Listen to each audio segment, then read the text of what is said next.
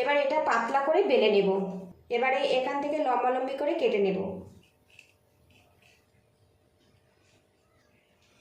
একটা অংশ নিয়েছি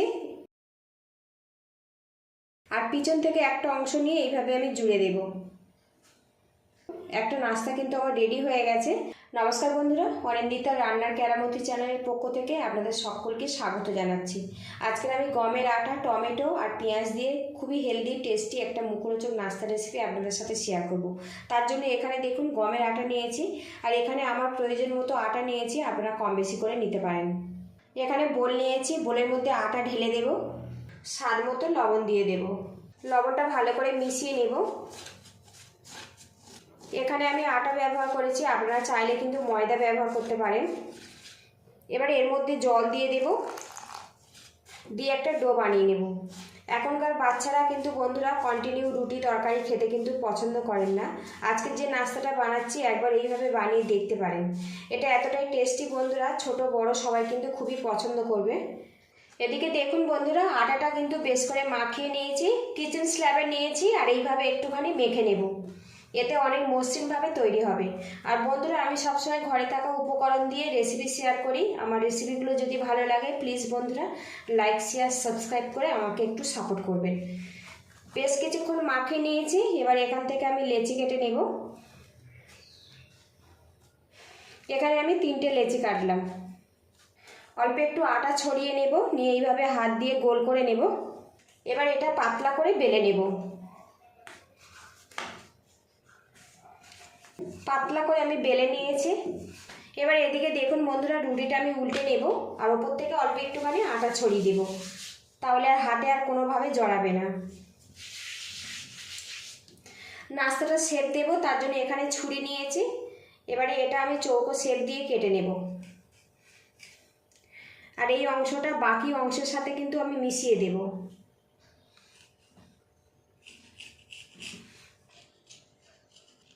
চৌকো শেপ দিয়ে কেটে নিয়েছি। এবারে এখান থেকে লম্বালম্বি করে কেটে নেব। এই নাস্তার খুব সহজ একটা শেপ আপনাদের সাথে আমি শেয়ার করব। দেখুন আমি 4টে ভাগে কেটে নিয়েছি। এবারে এখান থেকে আমি কেটে নেব।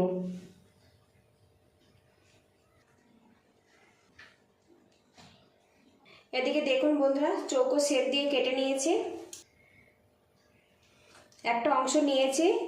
এবারে দেখুন এই যে কোনাকুনি অংশটা এইভাবে আমি জুড়ে দেব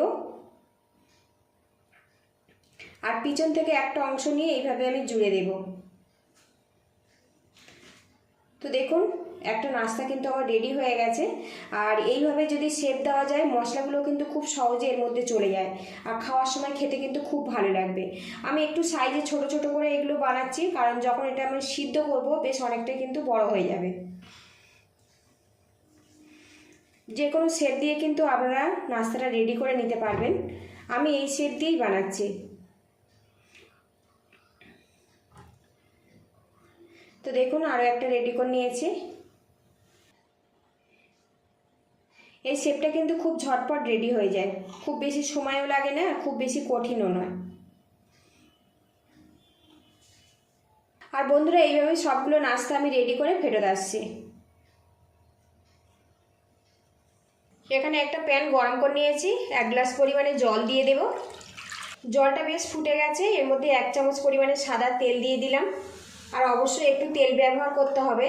জলটা বেশ ভালো মতো ফুটে গেছে, আটার নাস্তাগুলো এর মধ্যে আমি দিয়ে দেব। আর অবশ্যই জল ফুটে গেলে আটার নাস্তাগুলো দেবেন। ঠান্ডা জলে আটার নাস্তাগুলো দিলে কিন্তু জড়িয়ে যাবে। আর গ্যাস রেটটা এই সময় হাইতে রাখতে হবে। সবগুলো আটার নাস্তা দিয়েছি, কিছুক্ষণ এইভাবে কুক করে নেব। বেশ কিছুক্ষণ কুক করে নিয়েছি আর এখন আটার নাস্তাগুলো দেখুন জলের ওপরে ভেসে উঠে গেছে। আর এখন নাস্তাগুলো দেখুন পরিমাণেও কিন্তু অনেকটা বড় হয়ে গেছে। এবার ভালো করে উল্টে পাল্টে এইভাবে নাড়াচাড়া করে নেব। আর এই নাস্তা সেদ্ধ হতে কিন্তু খুব বেশি সময় লাগে না, কয়েক মিনিটের মধ্যে খুব সুন্দরভাবে কিন্তু সিদ্ধ হয়ে যায়। আটার নাস্তাগুলো কিন্তু বেশ সিদ্ধ করে নিয়েছি বন্ধুরা। আর এখন নাস্তাগুলো দেখুন বেশ ডবল পরিমাণে হয়ে গেছে। এবার জল থেকে আমি তুলে নেব। এখানে দেখুন একটা বোলের মধ্যে ঠান্ডা জল রেখেছি, জলের মধ্যে আমি নাস্তাগুলো দিয়ে দেব। ঠান্ডা জলের মধ্যে নাস্তাগুলো দিলে নাস্তাগুলো আর কিন্তু জড়াবে না। এদিকে দেখুন বন্ধুরা, আটার নাস্তাগুলো বেশ ছাড়া ছাড়াভাবে রেডি হয়েছে। নাস্তা সিদ্ধর জলটা কিন্তু আমি একটা বাটি করে সাইড করে রেখে দিয়েছি। প্যানটা পরিষ্কার করে নিয়েছি, এর মধ্যে আমি সাদা তেল দিয়ে দেব। তেলটা ভালো মতো গরম হয়ে গেছে, সামান্য গোটা জিরে দিয়ে দেব। এবার এর মধ্যে দিয়ে দেব রসুন কুচি। এই রেসিপি কিন্তু আপনারা নিরামিষভাবেও বানাতে পারেন, সেক্ষেত্রে কিন্তু রসুন পেঁয়াজটা বাদ দিতে হবে। রসুনটা আমি ভাজা করে নেব। এখন দেখুন রসুনের কালারটা কিন্তু বেশ চেঞ্জ হয়ে গেছে, খুব সুন্দর একটা গন্ধ বেরিয়ে আসছে। এবারে এর মধ্যে দিয়ে দেব পেঁয়াজ কুচি। পেঁয়াজটা হালকা করে ভাজা ভাজা করে নেব।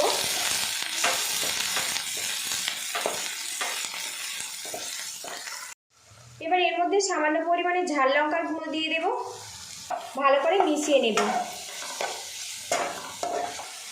বেশ কিছুক্ষণ নাড়াচাড়া করে নিয়েছে। আর এখন দেখুন টমেটো কিন্তু বেশ গলে গেছে, এইভাবে রেডি করে নিতে হবে।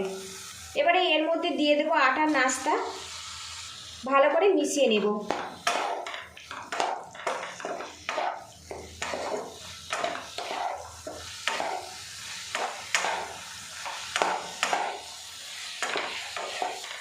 এখন দেখুন বন্ধুরা, কালারটা কিন্তু বেশ চেঞ্জ হয়ে গেছে, আর এখন কিন্তু খুব সুন্দর একটা গন্ধ বেরিয়ে আসছে। এবারে এর মধ্যে নাস্তা সিদ্ধ জল অল্প একটু দিয়ে দেব, এতে নাস্তাটা কিন্তু বেশ একটু ঘন ঘন ভাব চলে আসবে। এর মধ্যে আরও একটু লবণ ব্যবহার করব। লবণটা দিয়ে ভালো করে মিশিয়ে নেব। যারা একঘেয়েমি রুটি তরকারি খেতে একদমই পছন্দ করেন না, রুটির উপকরণ দিয়ে খুব ঝটপট কিন্তু এই রেসিপিটা একবার বানিয়ে দেখতে পারেন। বাড়িতে বানালে অবশ্যই কিন্তু কমেন্ট বক্সে জানাবেন। একটা পাত্র দিয়ে কিছুক্ষণ ঢেকে রাখবো, ঢাকনাটা খুলে নেব। আটা পেঁয়াজ আর টমেটো দিয়ে দারুণ হেলদি টেস্টি নাস্তা কিন্তু বন্ধুরা আমার রেডি হয়ে গেছে। এবার এটা নামিয়ে আমি গরম গরম পরিবেশন করব। আর এরকম একটু মাখা মাখা করে নামাতে হবে, তবে কিন্তু খেতে ভালো লাগবে। ওপর থেকে সামান্য পরিমাণে গোলমরিচের পাউডার দিয়ে দেব, ভালো করে মিশিয়ে নেব। আমি এখানে শুধুমাত্র টমেটো ব্যবহার করেছি, আপনারা চাইলে কিন্তু ক্যাপসিকামও ব্যবহার করতে পারেন। পুরোপুরি আমার রেডি হয়ে গেছে, এবার এটা আমি নামিয়ে নেব। আটা দিয়ে হেলদি টেস্টি নাস্তা কিন্তু বন্ধুরা আমার রেডি হয়ে গেছে, আর এটা কিন্তু গরম গরম পরিবেশন করব। ভিডিওটি যদি ভালো লাগে এইভাবে ট্রাই করবেন, আর কেমন হয়েছে অবশ্যই কমেন্ট বক্সে জানাবেন। তো বন্ধুরা, এটা কিন্তু খুবই ডিলিশিয়াস আর খুবই কিন্তু স্বাস্থ্যকর।